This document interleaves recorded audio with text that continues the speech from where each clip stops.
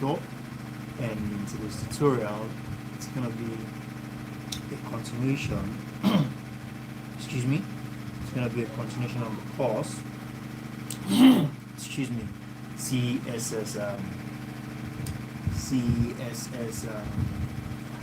211, and in today's class we are going to be discovering adolescence. And yesterday we talked about child, what the legal part of a child committing crime, okay, and today we are going to be talking about adolescence. We want to talk about certain things that are peculiar to the adolescents, okay, how adolescents behave and what leads to certain behaviors, and how can such behaviors be controlled, how can they be called or tamed, so that it doesn't become a family and a problem to society at large.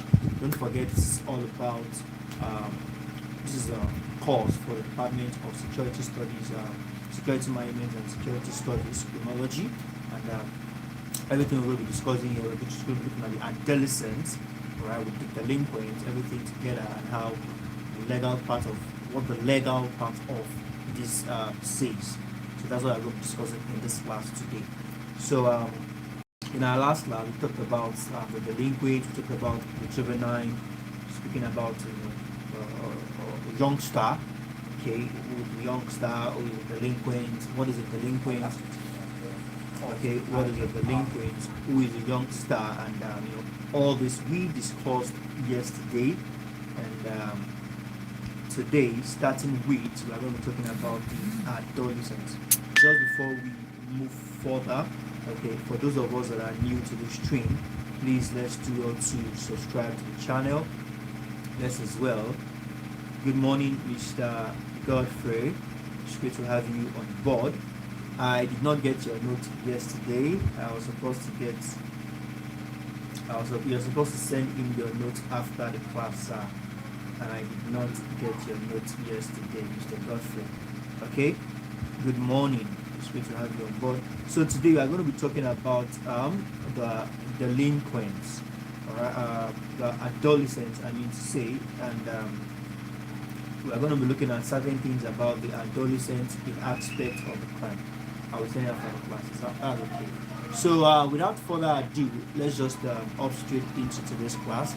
So now we say yesterday we said something about adolescents, but we didn't really expatiate on it. So today we're going to be taking a bearing from the adolescents, and I want to see how we can wrap it up at least 1 week for a course. Okay, I think after today, just one more class we are going to discuss. So please pay attention so that you can get one or two things as we go into this class. Now, when we say the adolescent, what are we talking about? According to Morris in 1996, Morris says that adolescence is a buffer stage, okay, a buffer stage between childhood and adulthood. That stage a child gets to when he is just a little bit above childhood and a little bit close to adulthood. That stage, that level, that phase of life is what we call adolescence. Now, take note of this. This period is linked to the onset of puberty.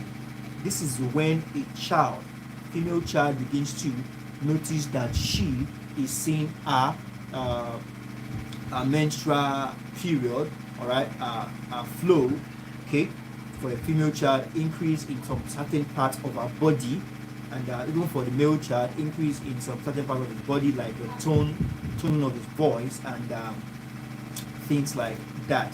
So for the like I said, it is linked to the onset of puberty, and this signifies what, like I said, as a girl child, you begin to notice some flow, call it menstrual cycle.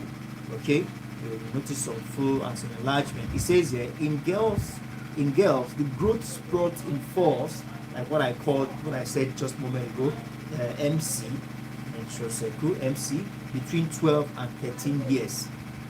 Okay, between 12 and 13 years, as a girl child, you begin to notice all these some changes in their body, and this is when your parents is best needed to guide, to instruct, to protect, to advise them. Okay, some of them might be very embarrassed as a matter of these changes, but that's why they have their parent there to guide and to educate them so that they can be guided as they go through that phase of life. So we have that as that. So basically, at this stage, as an adolescent, noticing all these things in your body, both male and female, you might want to try some things that might not be cool. Like we said in our last class, this is a time whereby they want to experiment, they want to try new things, they want to do this, they want to do that, and this is the time whereby they can be very rebellious. They question authority, things that they have been doing from adolescent, things that an adolescent has been doing for years without questioning. A child has been doing for years without questioning. Just at that phase of adolescence, such a child can begin to ask questions. Why do I have to go to church every Sunday? Does it mean I'm not a Christian if I don't go to church? Why do I have to do this? Why do I have to do that? Questions. They want to experiment. They want to try new things. But now it is a stage, it is a phase, and a lot of parents get serious clashes with their children. They see them as rebellious and disobedient, and this is actually not the case.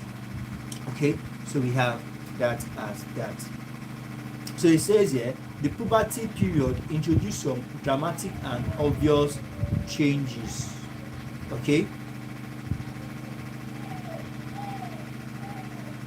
and all this we have made mention of just a moment ago. Now look at what it says here. It says, according to psychological view,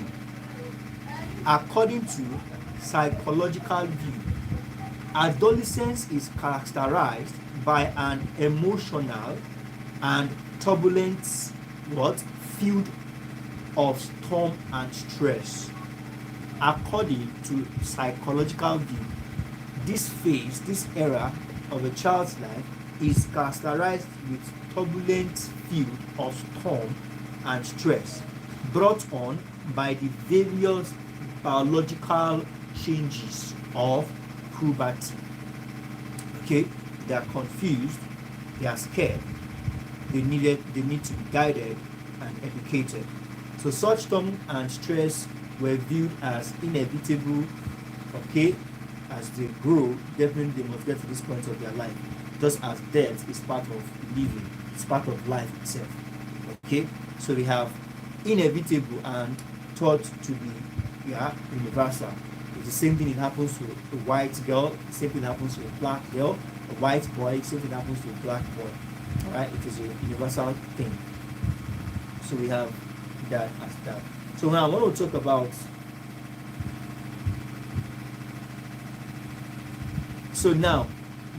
about, peer groups. Okay, peer groups. The peer group are people with common interest and social position. When we say peer group, what are we talking about? They are groups.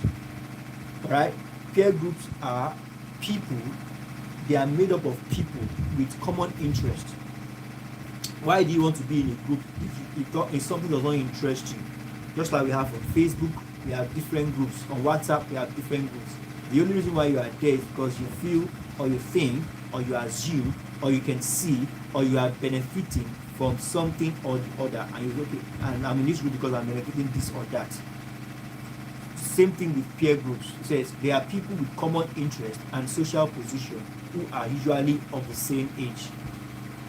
Okay, now a peer group usually draw from neighborhood and playmates. I only draw the analysis of social media groups because every groups you have one thing, at least there's something that is keeping everybody together. But speaking of peer group now, it's a little bit different because now it's all about the interest, the age, and social position, and that's why they are called peer group. Like in secondary school, we call them sets. Sets, this set, that set, this set. All right. Now, a peer is a A peer is usually drawn from neighborhood and playmates. Okay, they are usually composed of friends from schools and recreational activities. Age mates.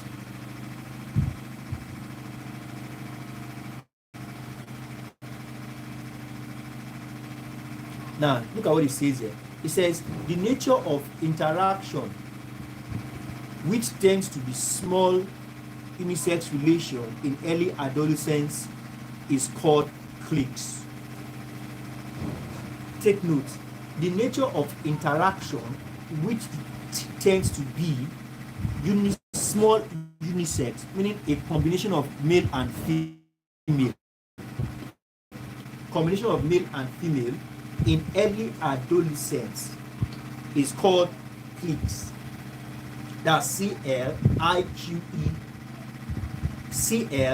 CLIQUES, cliques. Now, it later developed to mini-sex group in which romantic interests are common. Now, what are we saying here? It all starts as a child growing up, playmates, neighbors, schoolmates, okay? Everybody form cliques.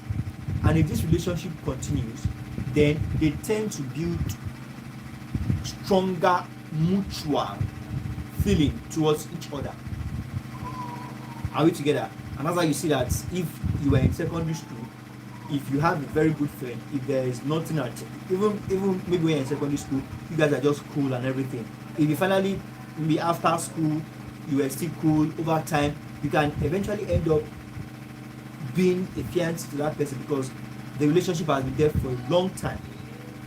Now look at this. The young people are often attracted by peer groups because they escape from obligations of the parents and teachers. In your peer group, everybody is free because all of you are in the same category, age category. All of you are playmates, so they love it because nobody will tell them to stop. Everybody has the liberty to feel among. Everybody has the liberty to behave as they wish. So look at what it says here. It says the young people are often attracted by peer groups because they escape from obligations, okay, of the parents and teachers. And we have that as well. So let's continue.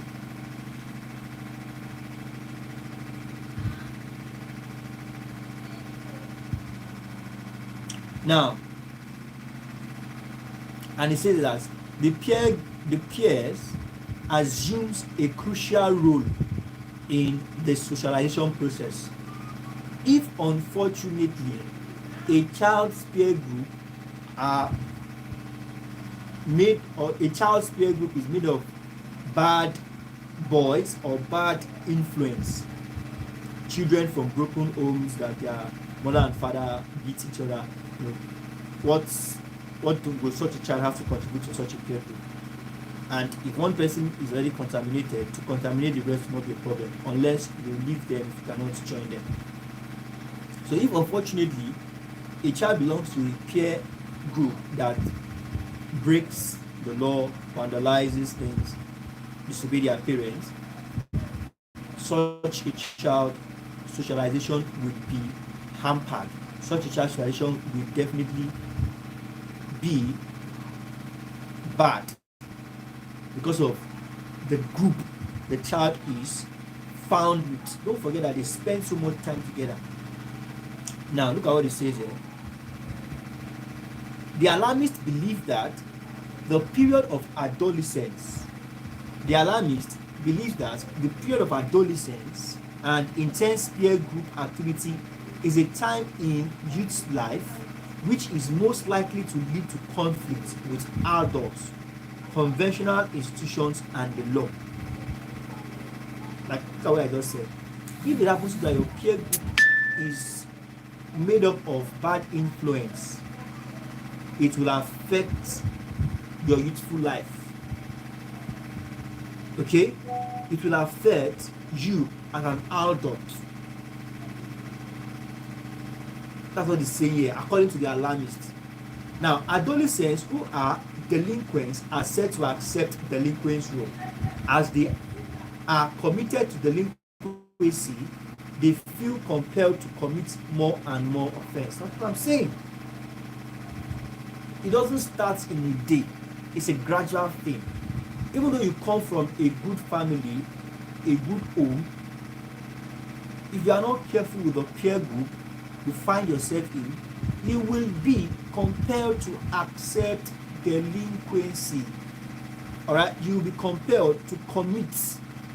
All right, you'll be compelled to commit offenses. Look how it says here: adolescents who are delinquents are said to accept delinquent role. Definitely, it says you will eventually become one of them. So it's also a very important role, very important phase in a child's life, and parents are charged with the responsibility of guiding their children, not push them to the wall, or push them to the wall, or push them away. So we have that as that.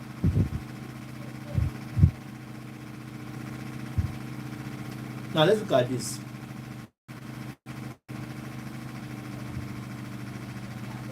It says that Hawkins, okay, that's Hawkins. Hawkins says juvenile, we say juvenile, an underage person. That juvenile is seen as an underage person. Actually, somebody is less than 18, a child. Now it says Hawkins said juveniles with criminal fathers are much more likely to commit juvenile offenses. See why it's very, very good we are careful of what we do before children. A criminal father will possess certain characteristics. It is not the use of vulgar words. It will be the beating of his wife. It will be negative reports from neighbors, friends, and family. And if a child grows up in such a toxic environment, the child might be susceptible. At the point, the child might need to bow to that criminal act of his father, because the child now sees it as a normal thing, as a way of life, since his father does it. Okay, that's what Hawkins is saying here. Juveniles with criminal fathers are much more likely to commit juvenile offenses. Okay, they are much more likely to commit what? Juvenile offenses. So we have that as that. Now there are two perspective views in respect of family and delinquents. Okay, we have the alarmist view and we have the reassuring view. Sorry about that. That was my French correct. I think it's better now. So now the alarmist says that the family is in very serious condition and getting progressively worse. Okay, that being a homemaker is something that fewer and fewer women want. The alarmist says that the family should revert to the traditional form.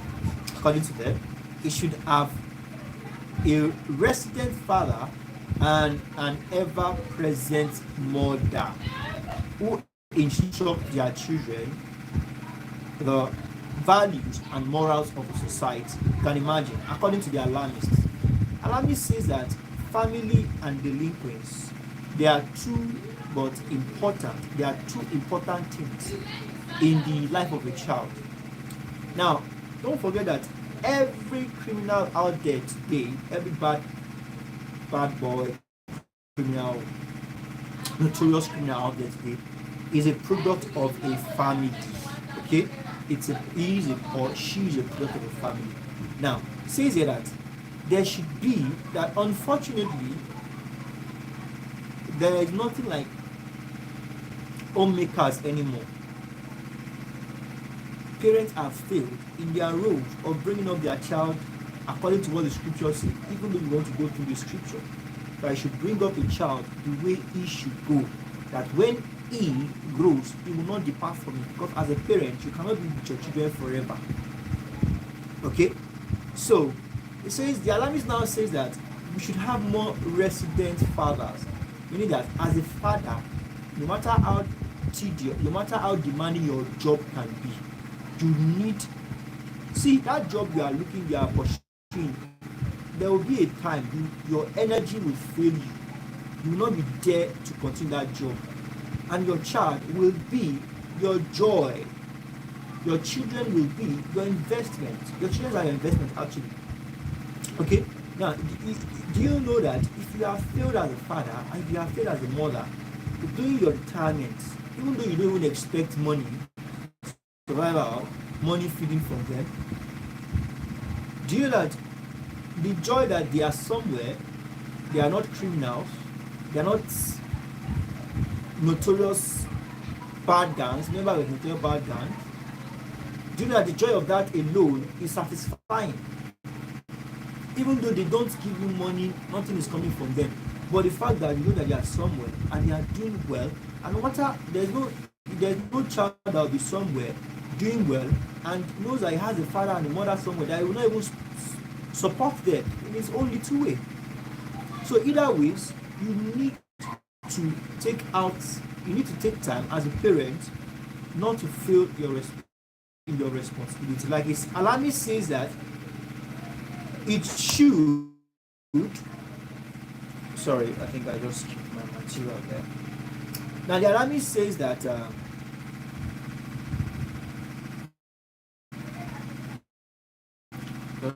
a moment. Now, it should have a resident father. Okay, let me highlight that. That's a resident father and a ever. What do you mean by resident father? Men don't usually stay at home. According to the alarmists, they don't usually stay at home. It's only women that stays at home. But even at that, as a man, create time, spend time with your family. Your wife or the mother of that child might not be able to do everything, and usually children are pretty much attached to their mother and scolding their mother, some of them, not in all cases. All right, it's not the responsibility of one person to bring up a child. All right, it takes both the right and the left hand to wash both hands clean. One hand can't wash itself clean. It takes the right washing the left and the left washing the right. That is how it is when it comes to parenting.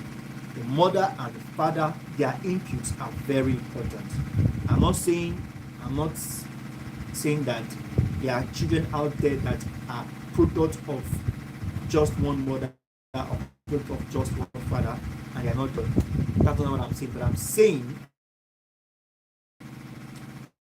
right, according to the standard of the street and even of the society stand to be corrected, it takes both a man and a woman to bring up a child in a correct way.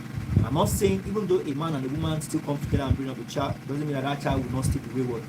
But when it comes to social norms, it requires a responsibility because the burden will be too much on the woman. Let's even say a man can be as harsh as he could, and the child might not have that relationship, that freedom to talk freely with his or her father. Although there are some fathers that are very, they are good at building relationship with their children even more than the wife. So it's a balanced thing, all right. Just like a bird can't fly with one wing, all right. Maybe the bird can highlight to some level, but it will come down eventually, get tired, exhausted easily, all right. So it takes two wings to fly for a long time. So we have that according to the alarmist. We have resident father and the ever-present mother. We have that as that. And we have the reassuring view. The reassuring view is that today's family is alive and well, vital and hardy. Still, the family is primary source of raising the nation's child. Alright? Girls who report greater emotional distance from their parents and who when you talk with their parents about their activities are more likely to become single mothers. Okay, and preventions of teen. Just a moment. So now, according to the reassuring view, reassuring says that today's family is alive, well, vital, and hardy. Still, the family is the primary source for raising nations. All right, just like it says here that the family is very important when it comes to raising the nations young. Right, raising the leaders of tomorrow. So we have that as that. So let's move forward a little bit. So now, according to what we have in the material, okay, I want to talk about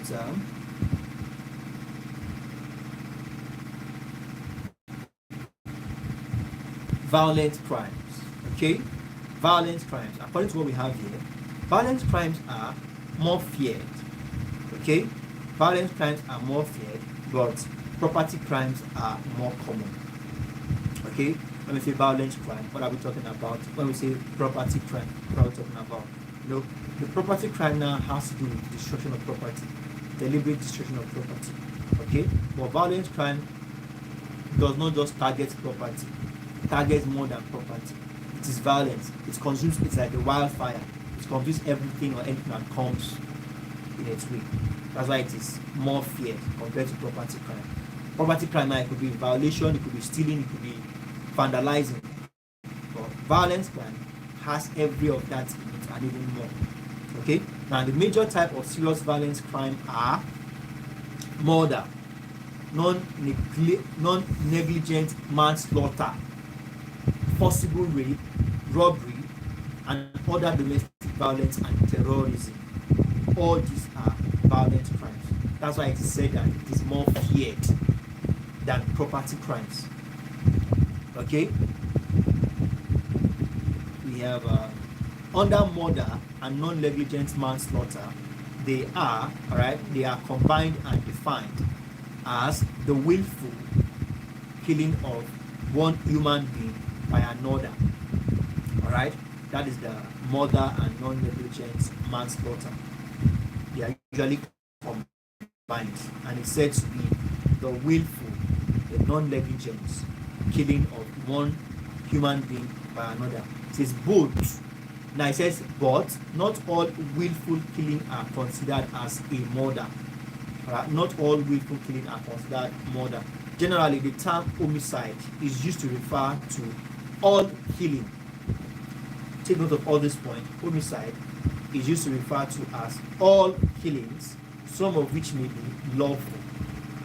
Now, homicide is the killing of human being by the act, procurement, or omission of another, death occurring at any time, and is either homicide by abuse, manslaughter, okay, justifiable homicide, and the likes. Okay, so we have that as that. So I think on this note we'll call it a wrap for today. Okay, let's just quickly take what it means by terrorism. According to what we have in the material, terrorism comes from the French word terrorism. Alright, I think that's which was derived from the Latin word terror, meaning I am, meaning I frightened. Alright, a person is guilty of terrorism if he threatens to commit any crime or violence with purpose to terrorize, cause serious public inconvenience, alright, or in reckless disregard of the risks of causing such terror or inconvenience. So we have categories of terrorism: political terrorism, civil disorder, and we have non-political terrorism, quasi-terrorism, and the likes. So I think we'll stop here for today, and in our next class we'll talk about embezzlement. Okay, we'll take some certain terms and their abbreviations. Thank you very much, everyone. I believe we have been able to get a thing or two into this class. Please let's well submit our notes and send them to the appropriate quarters. They are highly essential. This is how we monitor our progress in the class. Do have a wonderful and blessed day. I look forward to